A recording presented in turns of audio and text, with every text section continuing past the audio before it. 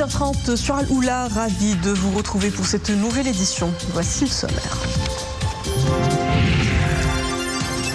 Coup d'envoi à Meknes du Salon international de l'agriculture. La 17e édition de cette grande foire agricole a été ouverte hier sous la présidence de son Altesse royale, le prince héritier Moulay Hassan.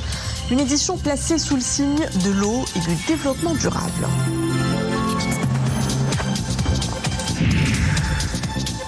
À la veille du 1er mai, nouveau round du dialogue social, le chef du gouvernement a mené aujourd'hui une série de réunions avec les représentants des 3 centrales syndicales et la CGEM. Les discussions ont notamment porté sur la réforme des caisses de retraite, la revalorisation des salaires ou encore les libertés syndicales. Maroc-France, la coopération bilatérale au centre de la visite aujourd'hui à Rabat de la présidente de la région Île-de-France. Valérie Pécresse a rencontré plusieurs hauts responsables du gouvernement marocain en déplacement qui consacre le partenariat stratégique renforcé avec Paris. Bonsoir. Sur hautes instructions de Sa Majesté le Roi, chef suprême et chef d'état-major général des forces armées royales, le général de corps d'armée Mohamed Barrid, inspecteur général des forces armées royales et commandant la zone sud, a effectué du 19 au 22 avril une visite de travail à l'État frère du Qatar.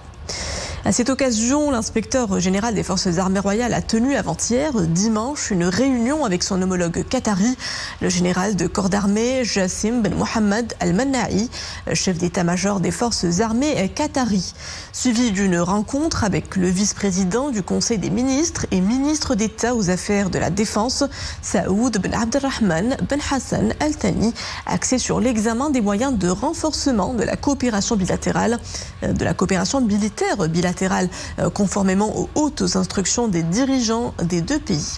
Par la même occasion, l'inspecteur général des forces armées royales et commandant la zone sud a visité plusieurs commandements et unités militaires relevant des forces armées qataries, dont le commandement interarmé et les commandements de l'unité des transmissions de l'armée qatarie et des forces de défense aérienne. Le Salon international de l'agriculture au Maroc signe son grand retour à Meknes. C'est hier que la 17e édition a ouvert ses portes au cœur du Mchouar Senia Sehri Souani. La cérémonie d'ouverture a été présidée par son Altesse royale, le prince héritier Moulay Hassan, organisée sous le haut patronage de Sa Majesté le Roi Mohamed VI du 21 au 27 avril. Cette édition se tient sous le thème agriculture et monde rural, l'eau au cœur du développement durable. C'est un sujet de nos envoyés spéciaux au Siam, Meknes, Qais Mohsin, Fouad El-Harj, Mehdi Chtaibi, Othman Tazi, Omar Aïtaïssa, avec Nissal Hamdawi et Nourdin Loubani. Mchouar Senia Sehri Souani à Meknes. Son Altesse royale, le prince héritier Moulay Hassan, préside la cérémonie d'ouverture de la 17e édition du Salon international de l'agriculture au Maroc. Le rendez-vous incontournable des acteurs du monde agricole du Maroc et d'ailleurs. L'ouverture par son Altesse royale de ce salon est une nouvelle illustration de la haute sollicitude et de la bienveillance dont Sa Majesté le Roi ne cesse d'entourer le secteur agricole. Elle témoigne aussi de l'ampleur de l'engagement du royaume sous l'impulsion du souverain en faveur des questions mondiales prioritaires comme la sécurité alimentaire, le développement durable et la lutte contre les changements climatiques. À l'entrée du Salon international de l'agriculture, son Altesse royale a été saluée notamment par M. Benjamin Haddad, ministre délégué français auprès du ministre de l'Europe et des Affaires étrangères chargé de l'Europe, dont le pays est l'invité d'honneur de cette 17e édition. Le choix de la France comme hôte de l'événement reflète l'excellence des relations entre les deux pays et le dynamisme qui caractérise la coopération bilatérale. C'est une année très forte, très riche pour l'amitié, la coopération entre la France et le Maroc. Le Maroc était le pays à l'honneur du Salon de l'agriculture à Paris, du Salon du livre aussi récemment. Et aujourd'hui, la France est à l'honneur du Salon de l'agriculture marocain. Et c'est l'occasion vraiment d'approfondir nos relations qui sont déjà extrêmement riches sur les sujets liés à l'agriculture, liés bien sûr à l'eau, qui est un enjeu stratégique aujourd'hui de ce salon.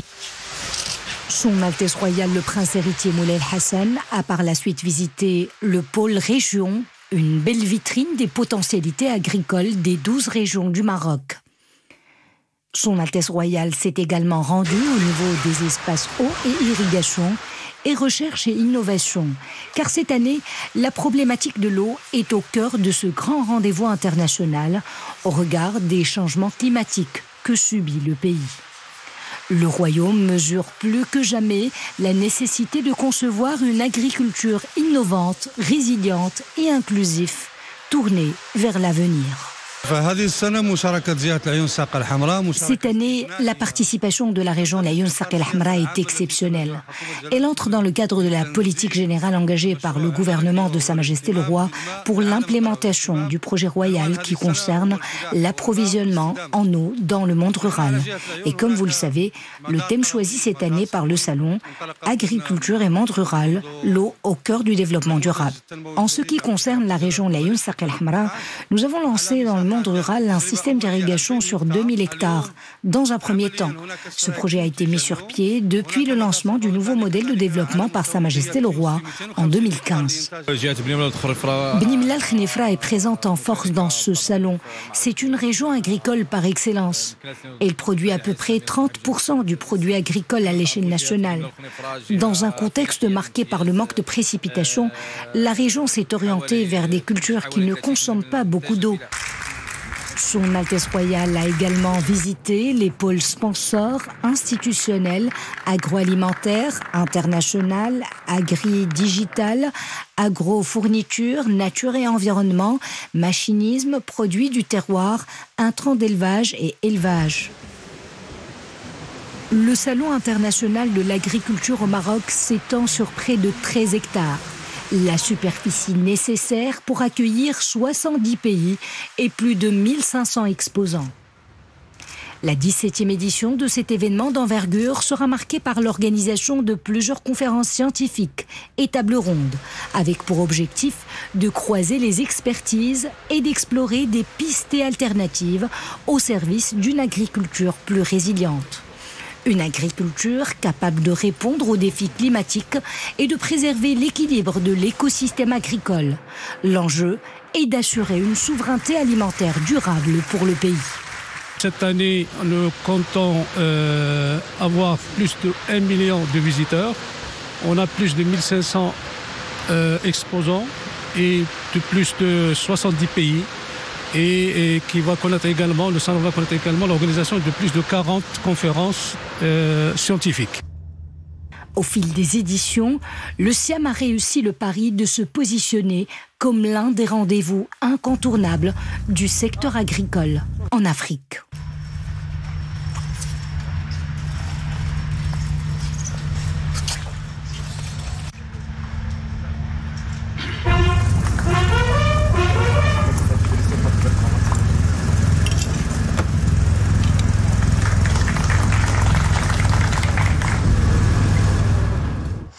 Et au cœur de cette grand-messe agricole, la problématique de l'eau s'invite comme une urgence. Touchés de plein fouet par les conséquences de sa rareté, les professionnels de la filière agricole présents à Meknès affichent une mobilisation collective autour d'un seul mot d'ordre, la bonne gouvernance. Pour eux, ce salon se veut un condensé d'expertise croisée pour une agriculture plus résiliente. La séance d'ouverture de cette 17e édition du Salon international de l'agriculture a été marquée par la signature de 2 conventions. Yasser Amrani, Adil Maroufi et Sofia Fgrout. Le Salon de l'agriculture s'ouvre sur 2 accords stratégiques qui annoncent la couleur.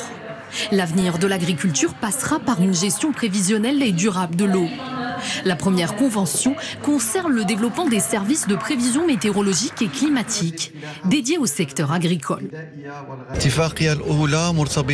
La première convention porte sur l'adaptation de l'agriculture au changement climatique. Dans ce cadre, les prévisions météo apporteront les informations nécessaires au ministère de l'Agriculture. L'objectif est de mettre en œuvre des actions préventives. La seconde convention est un projet de contrat de gestion participative de la nappe de Seis.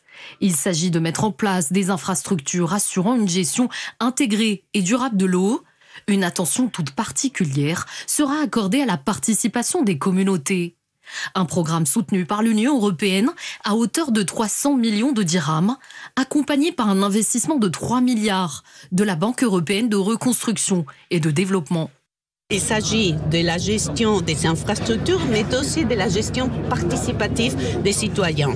Et finalement, nous travaillons aussi à côté des agriculteurs et pour accompagner les compétences, pour accompagner l'innovation et finalement innovation aussi du côté des universités avec des centres de recherche pour appuyer toute technique conjointe d'innovation. Il s'agit de se mettre ensemble et de travailler conjointement pour trouver aussi des solutions technologiques adaptées aux défis des changements climatiques aujourd'hui. Les changements climatiques qui renversent aujourd'hui la logique naturelle entre pays arides et pays humides.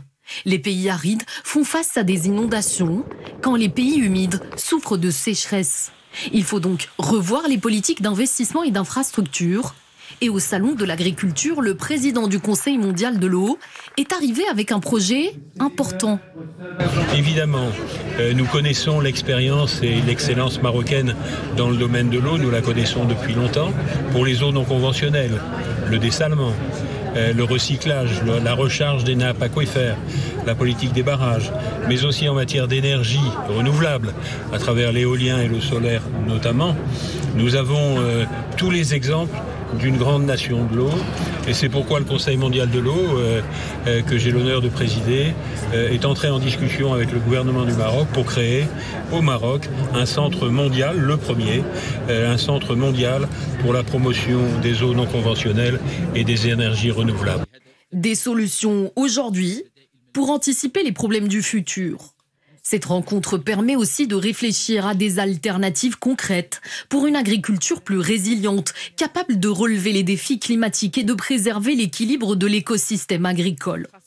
L'objectif ultime est d'assurer une souveraineté alimentaire durable. Et depuis Meknès, on retrouve en direct Kamal Aberkani, expert en sciences de l'agriculture, enseignant, chercheur à la faculté pluridisciplinaire de Nador. Bonsoir. En 17 ans d'existence, le SIAM a toute sa place parmi les salons d'agriculture les plus prestigieux de la région et dans le monde. Cette édition 2025 draine des professionnels par milliers autour des gros défis du secteur. Que nous promet cette 17e édition ?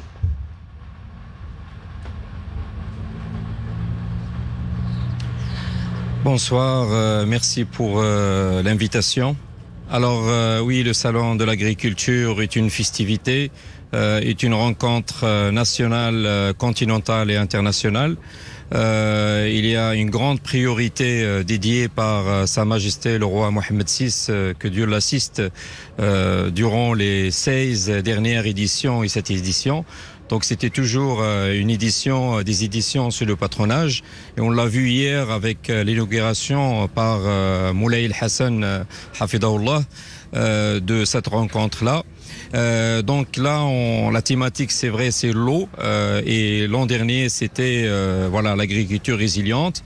Donc, comme vous savez que le Maroc a connu cette problématique de sécheresse très sévère, il y a eu des grands efforts déployés par l'État.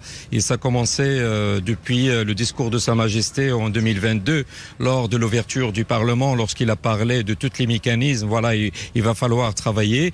C'est vrai, dans un temps record, on a vu, il y a eu beaucoup de projets d'investissement pour l'équipement, pour aider les producteurs, et on l'a vu ce matin avec la signature et le jumelage d'activités entre le ministre Nizar Baraka avec le ministre Al-Bouari, parce qu'il y a des actions communes. Donc cette festivité aussi au salon international a connu la participation de plusieurs pays, 70 pays à peu près, et voilà, donc il y a un intérêt international. C'est parmi les grandes foires maintenant dans le monde. Justement, pour cette 17e édition, le SIAM met à l'honneur la France, un partenaire commercial de premier plan pour le Maroc. Quelles sont les opportunités de coopération agricole qui se présentent pour les deux économies ?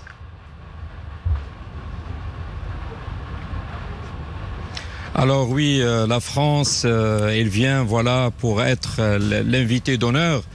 Et ça, c'est vraiment c'est un des fruits de la rencontre de Sa Majesté Mohamed VI, que Dieu l'assiste, avec le président Macron. Et ça rentre dans les projets de coopération entre les deux pays.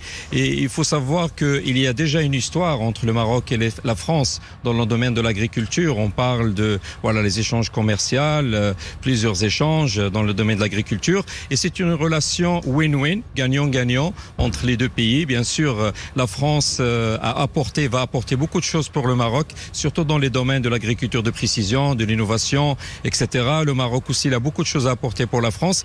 Et surtout, je veux insister que avec l'an dernier, c'était l'Espagne, cette année, c'est la France. Et il y a des échanges bilatéraux. Donc, le Maroc, il joue un rôle très important dans le bassin méditerranéen. Et c'est un pont entre le Maroc, voilà, entre l'Europe et l'Afrique. Et on a vu même cette politique multilatérale de coopération agricole avec les États-Unis. Alors je pense qu'il va y avoir beaucoup de choses. Je pense on reste très optimiste parce qu'on va arriver. L'objectif, c'est vraiment la souveraineté alimentaire mondiale. Et justement, le Salon international de l'agriculture de Meknès, ce n'est pas qu'une foire agricole, c'est aussi un levier de recherche et d'innovation. Comment ce genre d'événement peut-il contribuer à l'essor de l'agriculture innovante au Maroc ?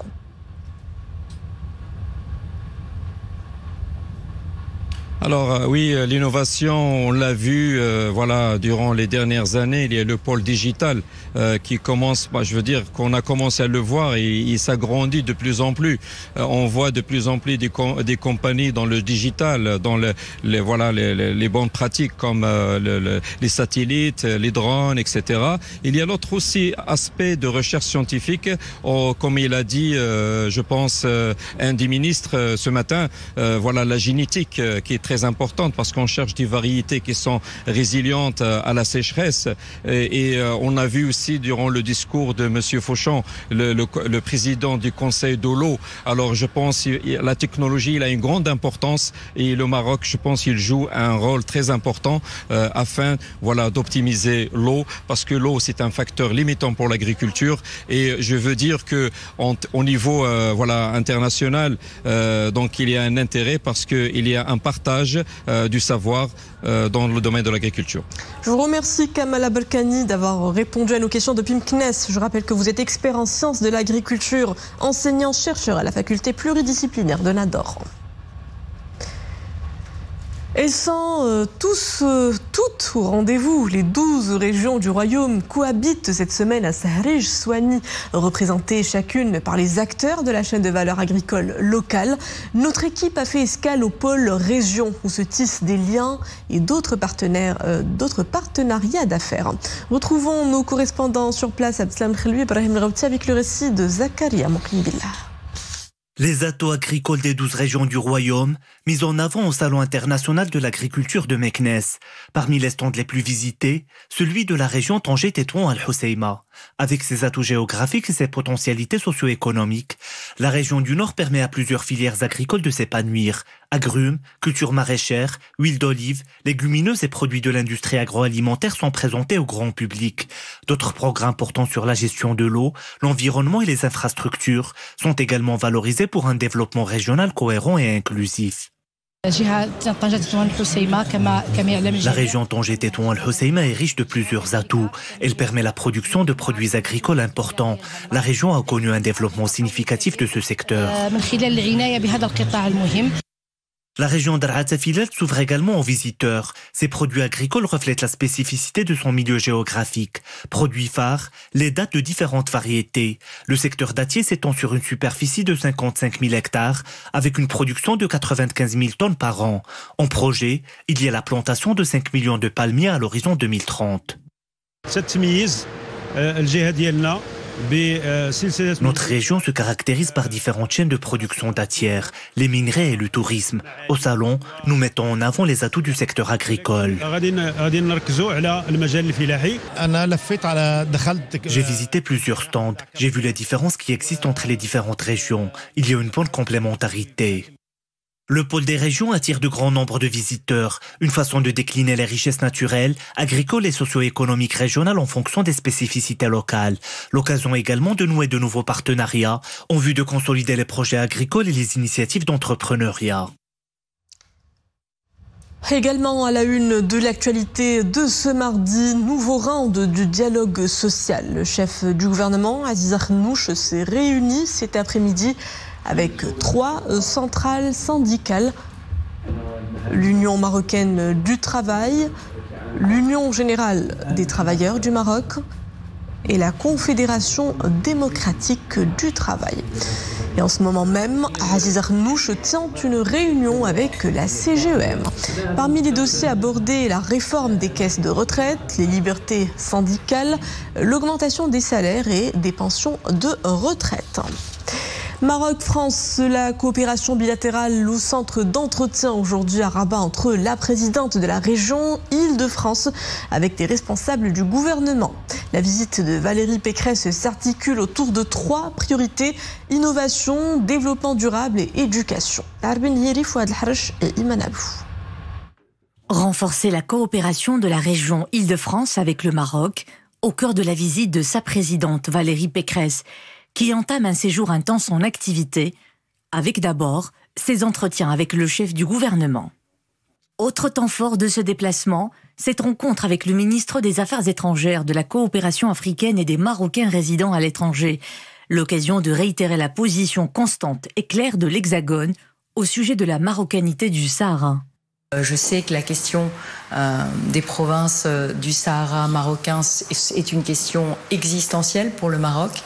Alors ce que je veux dire en tant que présidente de région, c'est que bien évidemment, pour nous, l'avenir de ces provinces du Sud ne peut s'inscrire que dans la souveraineté marocaine et que l'accord d'autonomie de 2007 est la solution pour un avenir juste et durable de ces provinces. Voilà, et c'est ce que j'ai tenu à réaffirmer au ministre des Affaires étrangères ainsi qu'au Premier ministre. La coopération interuniversitaire entre le Maroc et la France, autre sujet d'importance, ici évoqué avec le ministre de l'Enseignement supérieur, de la Recherche scientifique et de l'Innovation.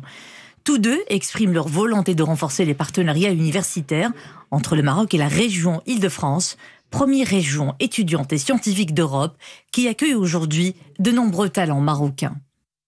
C'est avec un grand bonheur qu'aujourd'hui, nous avons décidé de relancer, de resserrer tous nos partenariats universitaires avec le Maroc, parce que nous avons aujourd'hui une richesse de talents marocains qui a toujours irrigué l'Île-de-France. Et donc, moi, je souhaite que nos partenariats interuniversitaires qui reprennent encore plus fortement. La visite de la présidente de la région Île-de-France se poursuit jusqu'à jeudi. Elle est axée sur le renforcement de la coopération autour de 3 priorités communes: l'innovation, l'éducation et le développement durable. Et après un arrêt technique survenu en février 2024, la centrale solaire Nour Ouarzazate 3 vient d'être remise en service. L'installation opérationnelle depuis 2018 avait enregistré une fuite détectée dans le réservoir de sel fondu chaud, un composant essentiel pour le stockage thermique. Sa réparation a nécessité une intervention de haute technicité. Le redémarrage de la centrale devra permettre de redoper la production nationale d'électricité renouvelable. Sport à présent avec le coup d'envoi à Rabat de la toute première Coupe d'Afrique des Nations féminines de futsal. Le match d'ouverture de ce tournoi continental a été disputé cet après-midi sur la pelouse du complexe sportif Prince Moulay Abdallah. Il a mis au fer l'Angola et la Guinée. Une rencontre qui s'est soldée sur un score final de 5-2 en faveur de la sélection angolaise. Pour l'entrée en lice de notre 11 national, ce sera ce soir 20h contre la Namibie. Une rencontre que vous pourrez suivre sur Al-Riyadiyya. Et c'est d'un pied ferme que les joueurs de l'équipe nationale des moins de 20 ans s'apprêtent à leur tour à disputer la CAN de la catégorie en Égypte. Les Lionceaux de l'Atlas affronteront le Kenya le 1er mai prochain avant de croiser le fer avec leurs homologues du Nigeria 3 jours plus tard. Puis la Tunisie, ce sera le 7 mai pour le compte de la 3e et dernière journée. Dernière escale de ce journal à Ceyla, la Cité des Arts prend des allures de musée à ciel ouvert. Ces galeries donnent à voir des œuvres d'art plastique de jeunes talents prolifiques. Maria Ouad nous plonge dans cet univers créatif qui ponctue les activités de la 46e édition du Moussem culturel international d'Acela. Ils sont âgés entre 6 et 14 ans et tous ont en commun la passion du dessin et de la peinture. Et parmi ces petits diamants bruts se cache peut-être le prochain Hassan Glaoui ou la digne héritière de Chaibiya. Mais en attendant la renommée, chacun exprime son ressenti à propos de l'œuvre créée. J'ai dessiné un vase avec beaucoup de couleurs, notamment du rose, du jaune et du vert. Et je suis très heureux d'être là et de montrer ma toile aux gens. Je suis venue à cet événement pour dessiner et montrer l'étendue de mes talents aux encadrants. C'est aussi une belle occasion pour moi d'apprendre de nouvelles choses, notamment à mélanger les couleurs et les pastels. Encadrés d'artistes de renom, les enfants se mêlent à leurs mentors avec une exaltation partagée pour écrire ensemble un pan de l'histoire de l'art. Les 22 artistes présents à l'occasion de ce Moussem ont créé des œuvres à partir de différents supports, chacun ayant sa propre technique et sa matière de prédilection, que ce soit la gravure sur bois ou sur pierre. Nous sommes allés également visiter l'atelier dédié aux enfants afin de découvrir leurs petits chefs-d'œuvre. Cet atelier date de 1978 et il est toujours opérationnel. Aujourd'hui, c'est la cérémonie de clôture et pour finir en beauté, nous avons exposé toutes les toiles, les peintures et les lithographies de nos petits et grands artistes. Certains sont originaires du Maroc et d'autres sont venus de l'étranger, notamment de France et d'Espagne, pour participer à cette grande fête de l'art. Le Moussem d'Acela, une fête visuelle et intergénérationnelle, où l'art est célébré dans toute sa portée universelle, comme un pont nécessaire entre les cultures et les époques. Et voilà, c'était la page de fin de ce journal. Merci à vous de l'avoir suivi. Le retour de l'information en langue arabe est à 21h. Excellente suite des programmes à tous sur Al-Oula.